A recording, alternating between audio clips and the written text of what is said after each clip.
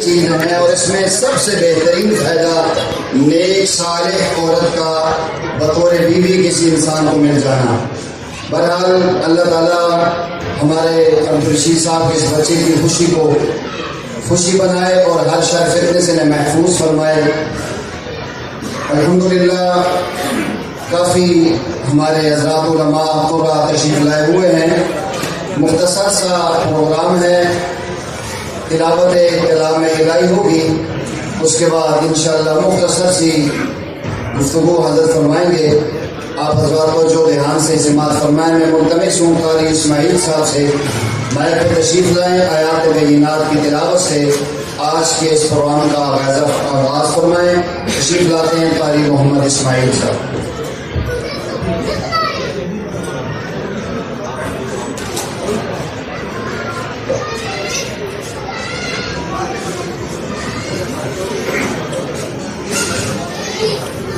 أعوذ بالله من الشيطان الرجيم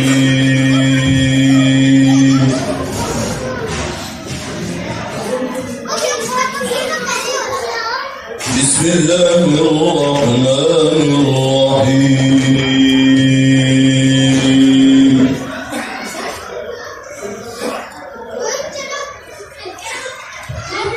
والتين والزيتون وطور سينين وهذا البلد الأمين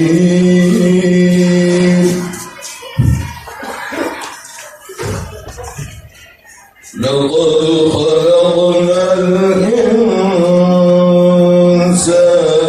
في أحسن تقويم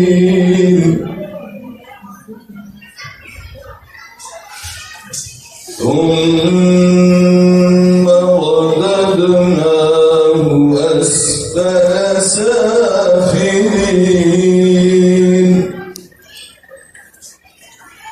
إلا الذين آمنوا وعملوا الصالحات فلهم أجر غير ممنون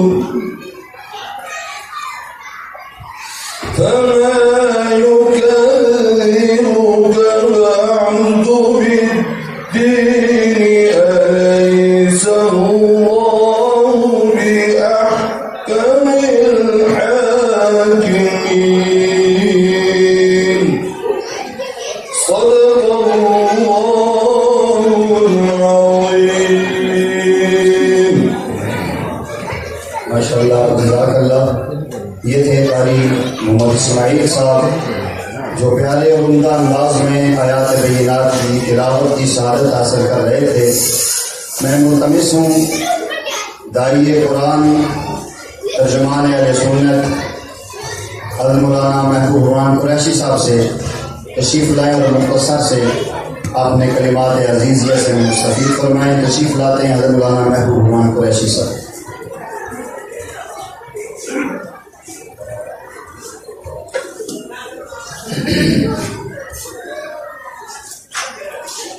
نحمده ونصلي على رسوله الكريم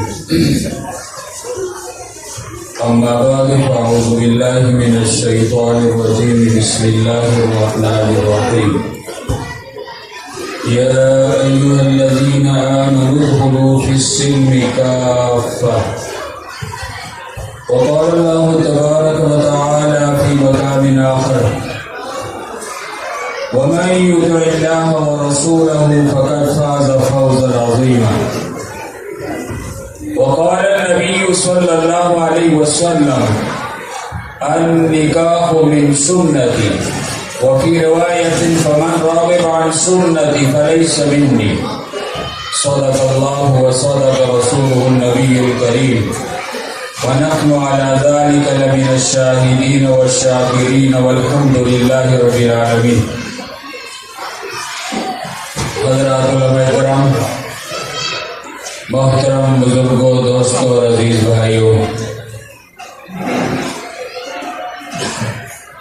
ہم اپنے محترم مشفق جناب عبدالرشید صاحب کے صاحبزادے کی دعوت ولیمہ میں جمع ہیں اور آپ حضرات خلاف معمول ایک عمل کو دیکھ رہے ہیں۔ شاید بہت سے لوگوں کے دلوں میں یہ بھی ہو کہ ہم شادی حال میں آئے ہیں یا مسجد میں آ گئے۔ میں استاد ہوں اور استاد چہرے پڑھتا ہے، 31 سال سے پڑھاتا ہوں لوگوں کو۔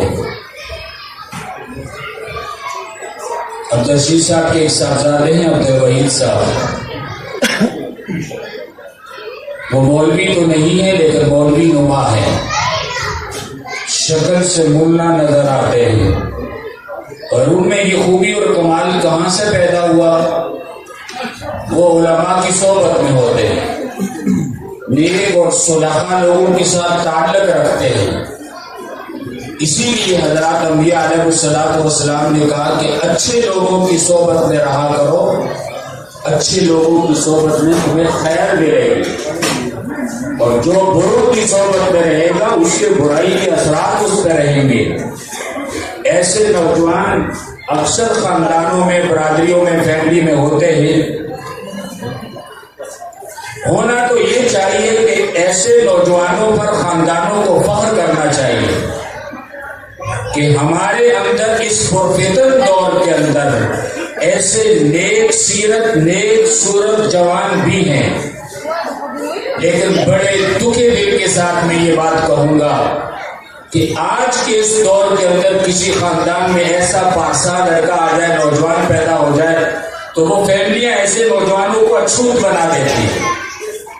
میں نے بہت سے جوانوں کو دیکھا، بڑی بڑی ہائی ٹیریٹری کی فیملیوں میں ہوتے ہیں، راہ راست کی طرف آتے، خاندانوں سے، برادریوں سے کٹ جاتے، لوگوں کو پاگل اور دیوانے کہتے ہیں، حالانکہ کہنے والے پاگل اور دیوانے ہوتے ہیں، وہ لوگ ہدایت پر ہوتے ہیں۔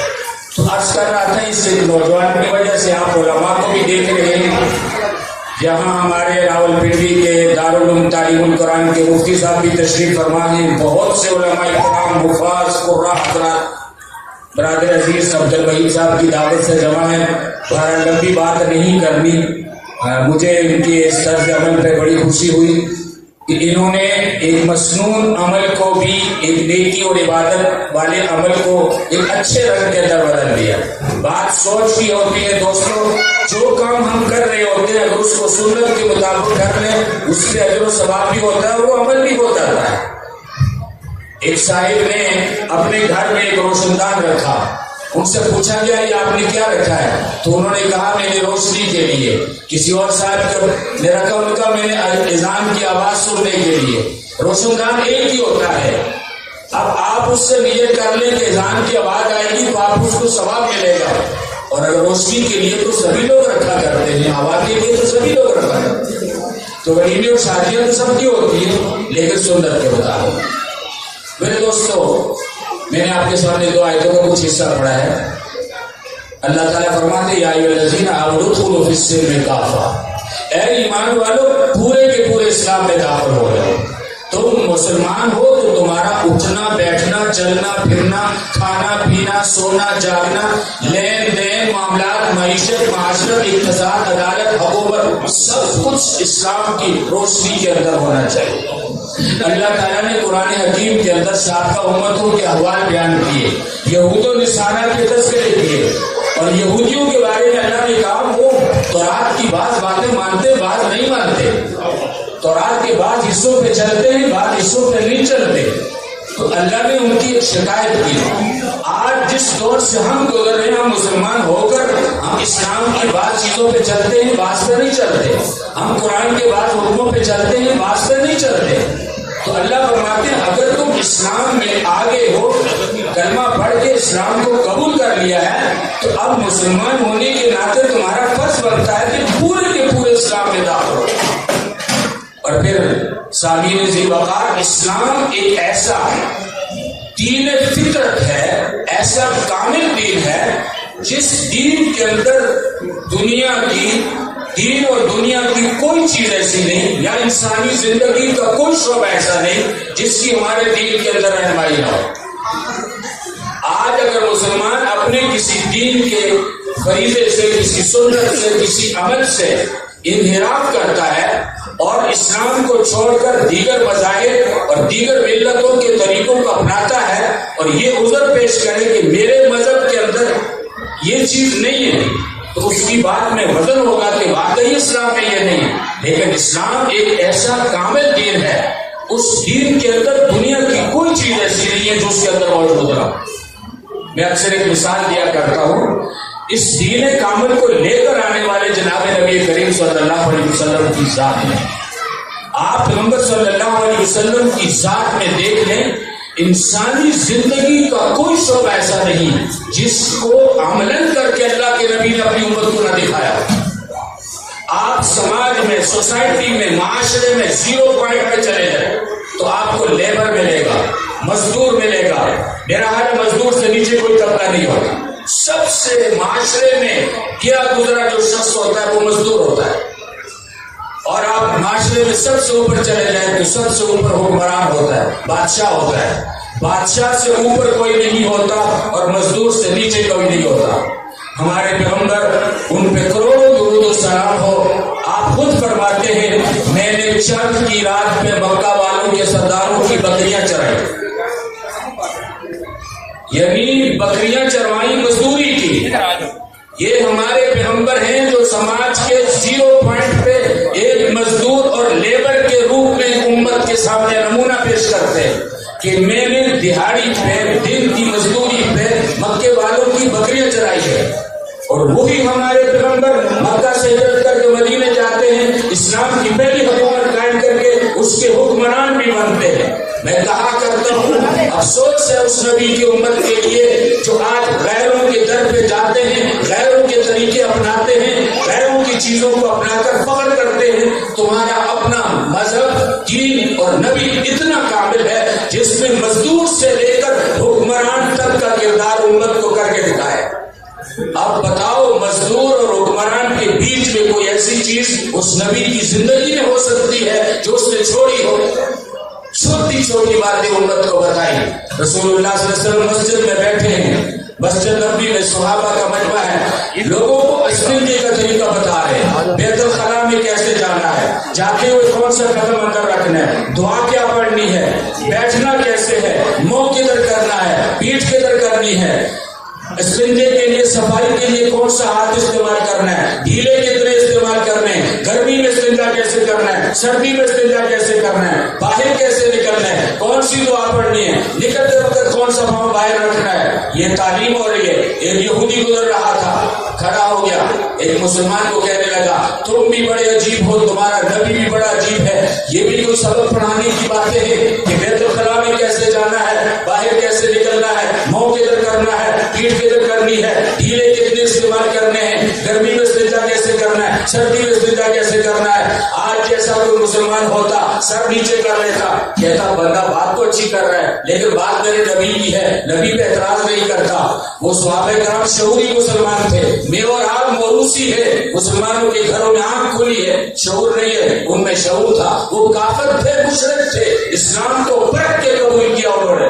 وہ شعوری مسلمان تھا، اس نے کہا یہودی تو مجھے اور میرے نبی کو شرم دلاتا ہے، یہ شرم کی بات نہیں، یہ فخر کی بات ہے۔ ہمارا پیغمبر دنیا میں ایسا دین لے کر آیا ہے جس میں پیشاب پخانے کا طریقہ بھی ہے۔ یہ شرم کی بات نہیں، فخر کی بات ہے۔ تو میرے دوستوں، میرا خیال ہے وہ نبی جو لوگوں کو استنجے کے طریقے بتاتا تھا وہ شادی کے طریقے بتانا بھول گیا۔ ایسے نہیں ہو سکتا۔ اسی لیے میں نے حدیث پڑھی، اور آپ نکاح کی تقاریب کے اندر موجود ہوتے، خطبہ نکاح میں یہ حدیث پڑھی جاتی ہے، النکاح من سنتی۔ حضور صلی اللہ علیہ وسلم نے فرمایا نکاح میری سنت ہے، سنت کے معنی میرا طریقہ ہے۔ تو نکاح کا طریقہ ہمارے مذہب میں موجود ہے، اسلام کے اندر شادی کا طریقہ موجود ہے، لیکن آج ہم مسلمان ہو کر اس پیغمبر کی امتی ہو کر جس نے فرمایا النکاح من سنتی، اور ساتھ یہ وعید بھی فرمائی ومن راغب عن سنتی فلیس منی، جو میری سنت اور طریقے سے منہ پھیرے گا اس کا میرے ساتھ کوئی تعلق نہیں۔ اس نبی کی امتی ہو کر آج ہماری بارات ہندوؤں کے طریقے سے دی ہوئی ہے، مہندی ہندوؤں کے طریقے سے دی ہوئی ہے، مائیاں ہندوؤں کے طریقے سے دی ہوئی ہے۔ ہم نے دین کو بھی بدل دیا ہے، اپنے آپ کو نہیں بدلتے لیکن اسلام کو مسلمانوں نے بدل دیا ہے۔ تو تو میرے دوستو یہ افسوس کی بات ہے، ہم مسلمان ہیں تو کم از کم ہمیں اپنے مذہب اور اپنے دین کا ایسا کواڑ نہیں کرنا چاہیے کہ اس کو موم بتی بنا لیں، جیسا جس کا جی چاہے اس کو ڈال دیں۔ آج ہمارے نہ جنازے سنت کے مطابق اٹھتے ہیں، نہ ہماری شادیاں سنت کے مطابق ہوتی ہیں۔ اللہ کے پیغمبر صلی اللہ علیہ وسلم کی اپنی 4 بیٹیاں ہیں، خود 11 بیویاں ہیں، جس نبی نے خود 11 شادیاں کی ہیں، 4 بیٹیوں کو بیاہ کر دیا ہے۔ یا اس پیغمبر کی سیرت میں، اس کی شریعت میں، اس کے دین میں، اس کے مذہب میں شادی کا کوئی طریقہ نہیں؟ لیکن آج مسلمانوں نے سنت طریقوں کو چھوڑ دیا ہے، اور یہاں تک کہ جنازے اٹھتے ہیں تو غیر مسنون طریقوں سے، شادیاں ہوتی ہیں تو غیر مسنون۔ اسی لیے اللہ فرماتے ہیں اگر تم نے اسلام قبول کیا ہے تو پورے کے پورے اسلام کے اندر داخل ہو جاؤ۔ تو بہرحال میرے دوستو، یہ ہمارے لیے سبق ہے، عبرت ہے کہ ہم اپنے دین کو، اپنی شریعت کو، اپنے دین کو، اپنے تمدن کو، اپنے کلچر کو، اپنے ثقافت کو چھوڑ چکے۔ جو قومیں دنیا میں اپنے مذہب سے بیزار ہو کر اسے پسے پش جاتی ہیں، وہ دنیا کی قوموں میں شمار نہیں ہوتی۔ یہ بات ہم مسلمانوں کے لیے لمحہ فکریہ ہے۔ کیا ہم اتنے یتیم ہیں، ہمارا مذہب اتنا یتیم ہے کہ اس کے اندر شادی کا بھی کوئی طریقہ نہیں جس کو ہم دنیا کو دکھا سکیں؟ آج ہم منگتے بنے ہوئے کوئی طریقہ ہندو سے لیتے ہیں، کوئی سکھ سے لیتے ہیں، کوئی انگریز سے لیتے ہیں، کوئی کسی داریے سے لیتے ہیں، اور دیگر اقوام اور مذاہب کے ٹکڑے لے کر ہم شادی کرتے ہیں۔ اس پہ فخر نہیں ہونا چاہیے، اس پہ شرم آنی چاہیے۔ ایک شاعر اللہ والے نے کہا تھا، ناز کیا ہے بدلا ہے زمانے نے تجھے، مرد وہ ہوتے ہیں جو زمانے کو بدلتے ہیں۔ اسلامی غیرت کا تقاضا یہ ہے، ہندوؤں کو بدل دو، ان کی تہذیب کو بدل دو، ان کی ثقافت کو بدل دو، ہندو تمہارے طریقوں پہ شادیاں کریں۔ لیکن افسوس ہم ان کو تو نہ بدل سکے، خود بدل گئے اور ہم ان کے طریقوں کو اپنا رہے ہیں۔ تو میرے دوستوں، مسلمانوں کے اندر آج شادی کی بات چھوڑے، آپ ناراض نہ ہونا میرے دوست، آج مسلمان کی شکل مسلمان کی نہیں ہے، ناراض نہ ہونا میری بات پہ، اور سچی بات کڑوی ہوتی ہے، کرنا بھی مشکل، سننا بھی مشکل ہوتا ہے، حق کو مر، حق بڑا کڑوا ہوتا ہے۔ آج نہ ہمارا مسلمانوں کا لباس، نہ ہماری شکل، نہ ہماری تہذیب، نہ ہمارا تمدن، نہ ہماری ثقافت، نہ شادی ہمارے مذہب کے مطابق، نہ جنازہ مذہب کے مطابق۔ تو دنیا کی قوموں میں ہم کس درجے کی قوم ہے جن کے پاس کوئی بھی اپنی چیز نہیں ہے؟ تو مسلمانوں کو بھی اسلامی غیرت کا تقاضا کرنا چاہیے۔ دیکھیں دنیا میں اور بھی قومیں ہیں، سبق سیکھیے ان قوموں سے، ہندوؤں سے سیکھو، سکھوں سے سیکھو۔ میں بھی میرے رسول پہ بیٹھ کے سکھوں کو سلام کیا کرتا ہوں، آپ کے سامنے بھی کرتا ہوں۔ دنیا بھر کی افواج کے اندر کتنا نظم ہوتا ہے، ہر ملک کی فوج کے اندر نظم ہوتا ہے۔ سکھ وہ قوم ہے جس نے اپنے کلچر کو ہندوستان کی فوج میں بھی زندہ رکھا۔ اگر وہ ہندوستان کا جنرل بنتا ہے تو اس کی پگڑی اور داڑھی سکھ کی ضرور ہو، اگر وہ انڈیا کا وزیر اعظم بنتا ہے تو اس کی پگڑی اور داڑھی ضرور ہے۔ مسلمان وزیر اعظم کی پگڑی اور داڑھی کیوں نہیں ہے؟ اس سے وہ سکھ دنیا کی قوموں میں باغیرت ہے جس نے اپنی تہذیب اور کلچر کو مٹنے نہیں دیا، اور وہ مسلمان قابل عبرت ہے جس کی نہ اپنی شکل، نہ اپنی صورت، نہ اپنی زبان۔ آج تو یہ بھی مسئلہ ہے کہ ہمارے پاس بحیثیت پاکستانی قوم کے اپنی زبان ہی نہیں ہے۔ میں زندگی میں پہلی مرتبہ علامہ اقبال اوپن یونیورسٹی میں ٹویٹر لگا تو مجھے بینک اکاؤنٹ کھلانے کا ضرورت پڑی۔ میں بینک میں گیا، میں وہاں نوجوان کاؤنٹر پر بیٹھا تھا، اس کو میں نے نمبر بتایا، وہ کہتا سر مجھے انگلش میں بتایا۔ میں بچوں کو کہا کرتا ہوں تو مجھے 100 تک گنتی لکھ کے دے دو تو میں کہوں گا تم پاکستانی ہو، تم انگلش میڈیم پڑھے ہوئے تو میں 100 تک کی گنتی نہیں آتی۔ جس قوم کا یہ حال ہو وہ قوم دنیا کے اندر نہ اقوام کے اندر کوئی آزاد قوم کہلاتی ہے۔ بہرحال ہمارے عزیز ہیں، اللہ تعالیٰ ان کو جزائے خیر دے، انہوں نے اپنی وسعت کے مطابق، اپنی استطاعت کے مطابق اپنے بھائی کے اس ولیمے کو بھی دین کی چند باتوں کے ساتھ ایک اچھے انداز سے پیشکش کی کوشش کی۔ کھانا تیار ہے، زیادہ وقت آپ کا نہیں دیتا، صرف یہی دعوت فکر دیتا ہوں۔ اللہ تعالیٰ نے جو فرمایا ادخلوا فی السلم کافہ، پورے کے پورے اسلام میں داخل ہو جاؤ۔ تو میرے دوستو، ہمیں دیگر امتوں کی طرح نہیں ہونا چاہیے، اپنے مذہب پہ، اپنے دین پہ، اپنی شریعت پہ، اپنے آئین پہ، اپنے نظام پہ، اپنے تہذیب، تمدن، کلچر، ثقافت پہ اور پیغمبر صلی اللہ علیہ وسلم کے طور طریقوں کو زندہ کرنا چاہیے، چاہے وہ نکاح کی سنتیں ہو، چاہے وہ جنازے کی سنتیں ہو، معاشرت کی ہو، معیشت کی ہو، اقتصاد کی ہو، عدالت کی ہو، حکومت کی ہو، لین دین ہو، معاملات ہو، اٹھنا بیٹھنا ہو، چلنا پھرنا ہو، کھانا سونا ہو، کامل دین اور دنیا کا بہترین دین دین اسلام ہے۔ اس لیے اللہ نے فرمایا ان الدین عند اللہ الاسلام، زندگی گزارنے کا طریقہ اللہ کی نگاہوں میں صرف اسلام ہے۔ اور اللہ نے ایک مقام پر فرمایا وَمَن يَبْتَغِ غَيْرَ الْإِسْلَامِ دِينًا فَلَن يُقْبَلَ مِنْهُ، جس نے اسلام کو چھوڑ کر کسی اور ڈگر پہ زندگی گزاری، اللہ فرماتے ہیں میں اس سے قبول نہیں کروں گا، وَهُوَ فِي الْآخِرَةِ مِنَ الْخَاسِرِينَ، اور ایسے لوگ آخرت میں نقصان اٹھانے والوں میں سے ہوں گے۔ اللہ تعالیٰ مجھے آپ کو ساری امت کو دین اسلام پہ، مذہب پہ، دین پہ، شریعت میں کامل طور پر چلنے کی توفیق عنایت فرمائے، اور اللہ تعالیٰ ہمیں نبی صلی اللہ علیہ وسلم کی سنتوں کو ہر قدم پہ زندہ کرنے کی توفیق عنایت فرمائے۔ حضور صلی اللہ علیہ وسلم نے فرمایا من تمسک بسنتی عند فساد امتی فلہ اجر 100 شہید، جو شخص میری امت میں فساد کے دور میں ایک سنت کو زندہ کرے گا اللہ اس کو 100 شہیدوں کا ثواب عطا۔ میں کسی زمانے میں طالب علم تھا تو حدیث پڑھتا تھا، مجھے سمجھ نہیں آتی تھی کہ ایک سنت زندہ کرو 100 شہیدوں کا ثواب کیسے ملتا ہے۔ اب مجھے سمجھ آئی، بہت سے نوجوانوں نے میری بات سن کے داڑھی رکھی۔ جو شخص داڑھی مڈاتا ہے، داڑھی رکھ لے، اس کو روزانہ کئی لوگ ملیں گے، اور مولوی بن گئے، اور مولوی، پاکستان میں داڑھی والے کو مولوی کہتے ہیں، سوزوکی کا کنڈکٹر داڑھی رکھ لے اور مولوی، دن کو 100 بندے تان کریں گے، تنزل کہیں گے اور مولوی، اور تو مولوی بن گیا۔ اب مجھے پتا چلا شہید اس کو کہتے ہیں جو گردن کٹواتا ہے۔ اس دور میں جو دین کی طرف آئے گا، داڑھی مڑانے والے کو کوئی نہیں کہے گا یار تو بھی داڑھی کیوں مڑائی ہوئی ہے، لیکن رکھنے والے کو 100 بندے دن کو کہیں گے خیر ہو۔ بلکہ آج تو دور یہ ہے میرے دوستو، کوئی نیا آدمی مسجد میں نماز شروع کرتا ہے نا، لوگ کہتے ہیں خیر ہو، بڑی نمازیں پڑھ رہے ہو، یعنی نماز پہ تعجب سے پوچھتے ہیں۔ کوئی نمازی لمبی دعا کرے کہتے ہیں آج کل تو بہت کچھ چیزیں خدا سے مانگ رہے ہو، خیر تو ہے۔